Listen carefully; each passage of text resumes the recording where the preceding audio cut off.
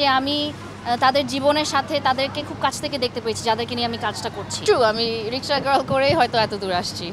আশা করি তাদের মনে হবে ও ওই মেয়েটা তার মানে শুটিং করছিল। আমি মোটর রিক্সা চালানোর চেষ্টা করছিলাম লাস্ট ইয়ার যখন আসছিলাম দেশে। রিক্সার মতো কুল একটা জিনিসের সাথে আমার অ্যাসোসিয়েশন হয়েছে, এটা তো অনেক বড় একটা ব্যাপার।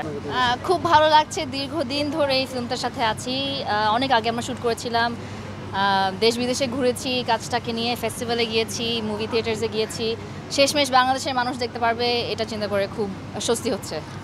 আমি তো এটাকে স্ট্রাগল হিসেবে দেখি না, এটা আমার অনেক বড় একটা প্রিভিলেজ যে আমি তাদের জীবনের সাথে তাদেরকে খুব কাছ থেকে দেখতে পেয়েছি যাদেরকে নিয়ে আমি কাজটা করছি। এবং আমি এটা বলে বোঝাতে পারবো না যে ঢাকার মানুষ আমাকে কী পরিমাণে সাহায্য করেছে নিজের অজান্তে। আমি কারণ বাজারে হেঁটে বেরিয়েছি যখন আমরা টেস্ট করছিলাম আমাদের লুকটা, তখন আমি মেয়ে ছেলে সেজে উইক পরে ঢাকায় ঘুরে বেড়াচ্ছি। আমি কারো কাছ থেকে আমি কোনোদিন কোনো ব্যাড কমেন্টস শুনিনি, উল্টা খুবই স্ট্রেঞ্জার্সরা আমাকে সাহায্য করেছে। আমি একটা রেস্টুরেন্টে খেতে বসছিলাম, রেস্টুরেন্ট না, রাস্তার পাশে যেই হোটেলগুলো থাকে, এবং সেখানে আমাকে ফ্রি খাওয়া দিয়েছে, আমাকে রুই মাছের তরকারি থেকে আলু উঠিয়ে দিয়েছে। সো আমি এগুলো কোনোদিন আমি ভুলবো না। আবার শুটিংয়ের সময় আমি যখন নিজে আর রিক্সা টানতে পারছি না, আমার শরীরে আর কোনো শক্তি নাই, তখন আমাকে অন্য রিক্সাওয়ালারা আমার রিক্সা ধাক্কা দিয়ে সামনে আগিয়ে নিয়ে গিয়েছে। সো এই মানুষগুলোর আমি হেল্প পেয়েছি। সবসময় তো আমরা রিক্সার পিছে থাকি, রিক্সার সামনে যে মানুষটা থাকে তার চেহারাটাও আমরা দেখি না। সো তাদেরকে এত কাছ থেকে দেখতে পেয়েছি, তাদেরকে এক্সপিরিয়েন্স করতে পেরেছি। আশা করি তাদের জীবনে একটু হলেও কিছুটা রিপ্রেজেন্ট করতে পেরেছি ক্যামেরায়। আমার ফ্রেন্ডসরা অবভিয়াসলি আমাকে না পছন্দ, আমার ফ্রেন্ড হবে কেন। সো অনেক পছন্দ খাইছি ফার্স্ট থেকেই। রিক্সা আলি এখনও আমরা যোগ করি যে আমি রিক্সা চালাই এত দূর আসছি, উইচ ইজ ট্রু, আমি রিক্সা গার্ল করেই হয়তো এত দূর আসছি। ব্যাড কমেন্টস না মোটেও, এটা ফ্রেন্ডলি ব্যান্টার, এটা তিরস্কার ছোটোখাটো মানে তামাশা করা আর কি, অবভিয়াসলি ব্যাড কমেন্টস না। আর আমি আমার যারা কাছের বন্ধুরা যারা আমাকে অনেক ছোটোবেলা থেকে দেখেছেন, তারা অবভিয়াসলি অনেক প্রাউড, তারাই এখন ফিল্মটা এসে দেখবে।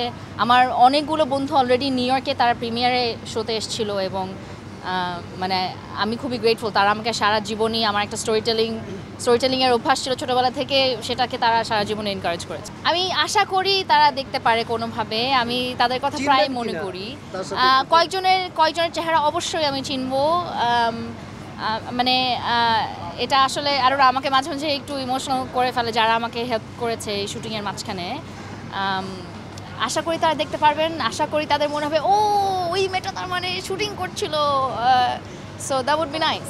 ভাড়া নিয়ে ক্লাশ হয়নি, ক্লাশটা হয় ওখানে গিয়ে যখন আমি বলি ভাই এত জোরে চালান না, আস্তে চালান। যেহেতু আমি রিক্সা চালাইছি এবং আমি মোটর রিক্সা চালানোর চেষ্টা করছিলাম লাস্ট ইয়ার যখন আসছিলাম দেশে, তো এখন আমার অনেক ওপিনিয়ন আছে রিক্সা নিয়ে, যেটা হয়তো থাকা উচিত না, I am not an expert.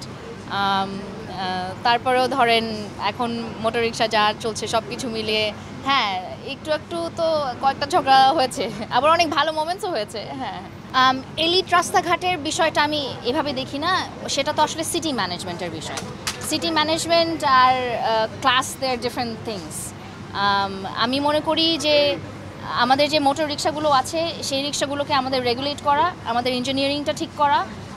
আমি চাই না বাংলাদেশের মানুষরা প্যাডেল রিক্সায় চলে কষ্ট করুক, সেটা অবশ্যই চাই না, কিন্তু এটাও চাই না যে তারা আনসেফ একটা ভেহিকেল নিয়ে রাস্তায় চলুক। আমরা তাদের সবার কল্যাণ চাই, এবং চাই যাতে তারা কাজটা মানে সেফলি করতে পারে।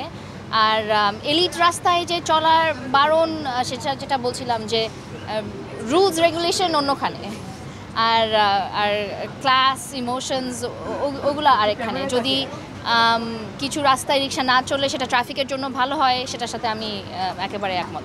অবশ্যই রিক্সার মতো কুল একটা জিনিসের সাথে আমার অ্যাসোসিয়েশন হয়েছে, এটা তো অনেক বড় একটা ব্যাপার। আমি অনেক গ্রেটফুল, এবং সারা জীবনই হয়তো একটা থাকুক, কোনো সমস্যা নাই।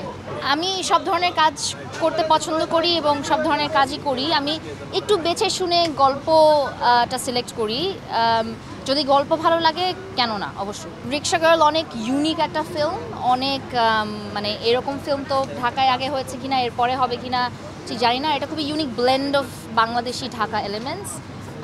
অবভিয়াসলি ঢাকার রিক্সা আর্ট, এবং ঢাকার যে একটা খুবই ইন্ট্রেন্সিক একটা স্ট্রাগল আছে যে ঢাকার বাইরে থেকে মানুষজন আসে ঢাকায় উপার্জন করার জন্য, সেই জিনিসগুলো আছে এবং সেটার জন্য আমি মনে করি ঢাকার মানুষের এটা দেখা উচিত।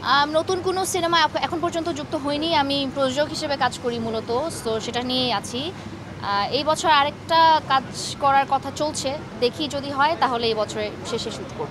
আমি সারা জীবনই ভাই আমার সব রকমের বন্ধু আছে, আমার গ্রামেও বন্ধু আছে, আমার ঢাকায়ও বন্ধু আছে, আমার দেশ বিদেশে বন্ধু আছে। সো আমি আসলে আমাকে এই প্রশ্নটা অনেকে করে যে গ্রামের চরিত্র করতে কষ্ট হয়েছে কিনা, হয়নি একেবারেই। আমি তো গ্রামে ঘুরে বেরিয়ে বড় হয়েছি আসলে, সো মানে আমি জিনিসটাকে আসলে ওভাবে দেখি না। আর যেটা বলছিলাম যে ঢাকার সব ধরনের মানুষ আমাকে সাহায্য করেছে, আমি ঢাকার আগলি সাইডটাও দেখেছি ফর শিওর। আমার মনে আছে শুটিং চলাকালীন আমি যখন নাইমার বেশে ছিলাম, তখন আমাকে একটা রেস্টুরেন্টে ঢুকতে দেওয়া হচ্ছিল না, যেখানে আমি সবসময় যেতাম। সো ওগুলো এক্সপিরিয়েন্স করে খুব কষ্ট পেয়েছি যে মানে আমার মতো আরেকটা মেয়ে হয়তো এই অ্যাক্সেসটাই পায় না যেটা আমি পেয়েছি। আবার অনেক অনেক ওয়ান্ডারফুল নাইস সিচুয়েশন হয়েছে যেখানে মানুষজন আমাকে হেল্প করেছে। সো আমি সবার কাছে অনেক অনেক গ্রেটফুল। আমার মার সাথে আমি ছোটোবেলা থেকেই কাজ করি, আমাদের ভালো একটা ওয়ার্কিং রিলেশনশিপ আছে এবং আমরা খুব প্রফেশনালি কাজ করি।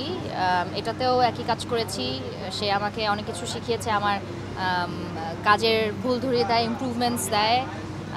এবং মাঝে মাঝে আমার সেটে আমি মাকে মোমেন আপা বলে ডাকি, কারণ কাজের ক্ষেত্রে আসলে মাকে নিয়ে আসাটা আসলে অকওয়ার্ড।